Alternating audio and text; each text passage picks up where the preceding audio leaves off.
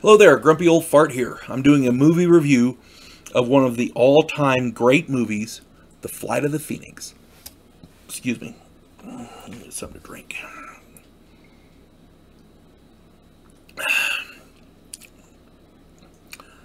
Oh. The Flight of the Phoenix is a great movie. It came out in 1965. It is an adventure drama, and it stars everybody under the sun who was really great. Okay. And I'm going to get to the remake here in a moment, because normally I don't go for remakes, but this one was really good too. The Flight of the Phoenix is an American classic. The plot is that after a plane crash in the Sahara Desert, the survivors have to build a working aircraft out of the crash debris. The limited manpower, resources, and supplies proves as challenging as the daunting task of building the aircraft itself. And the alternatives are a slow death of starvation and thirst, or being murdered by the desert locals. So they're in hostile territory as well. It's not just the elements that are trying to kill you. There's people over the hill that want you dead too. I saw this movie years ago. I want to say my brother Harvey and I watched it on a Saturday afternoon. It was raining or something, and we watched this movie and we loved it. The cast, the incomparable Jimmy Stewart, Peter Finch, Ernest Borgnine, Richard Attenborough, Hardy Kruger, Ian Bannon, Christian Marquand, Ronald Fraser, Dan Duryea, and George Kennedy. You put that many people in there, and it's going to be a good movie. It could accidentally be a good movie. You could catch them snoring, and it would have been a good movie. Okay, it's there's that much talent in this movie, and the standouts here. And by the way, everybody in this is excellent. There's not a bad one in the bunch. But I went with Hardy Kruger as Heinrich Dorfman. He's the airplane designer who knows how to save them, but is so arrogant that nobody likes him. He's in the course of the movie, he becomes the necessary pariah. And if you don't know what a pariah is, watch the movie. You'll see what I'm talking about. And Hardy Kruger does a great job. He's brilliant in this role. I don't know that they could have cast anybody better. Whoever, in my opinion, the people who cast this deserve the Academy Award, because you couldn't get better people.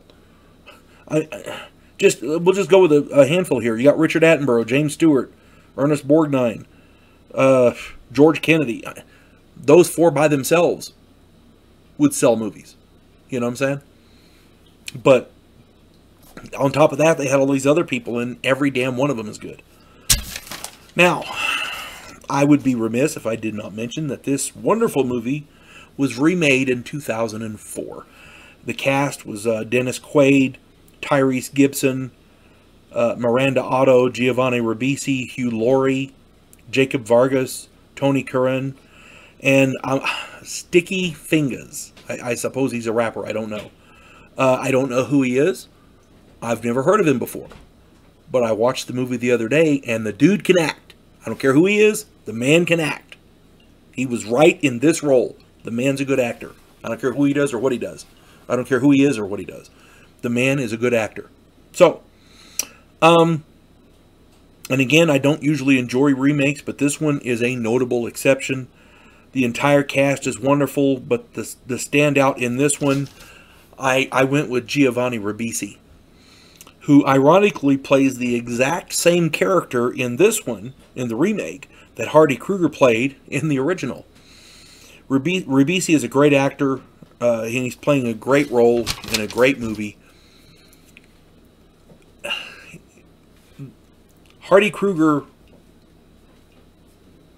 was more of a physically robust person, and he played it as such. He was still the guy you just wanted to punch him in the face. Hardy Kruger played that well. Giovanni Ribisi did the exact same thing here, but he's kind of a smaller guy. And usually in the movies that he plays, he usually plays, for lack of a better term, a little weasel. But man, he's a good actor. He really, really sells it. And in this, oh my God, he did such a great job. In this, you just wanted to beat the snot out of him because he was so arrogant. And the worst part is he was right.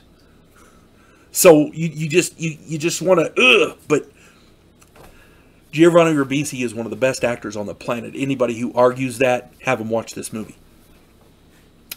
Have him watch any movie he's in. This guy, if this guy doesn't have a truckload of Academy Awards by the time his career's over with, I would be seriously surprised. It would tell you that there's something fishy going on, politics or something in the selection process, because this guy deserves a dozen of them easily. If you get a chance to watch the first one, it's incomparable. But if you get a chance to watch the second one, it's also well worth it. You cannot go wrong with either one of these movies. And I watched them both on YouTube for free. I'm starting to like YouTube. I don't like their restrictions, but I like the movies. So if you get a chance to watch these, the movie is The Flight of the Phoenix, the first one from 1965 and the other one from 2004. If you get a chance, man, it's time well spent. You're going to enjoy it. Let your family watch it too, because it's really good. You folks have a good day. God bless one and all.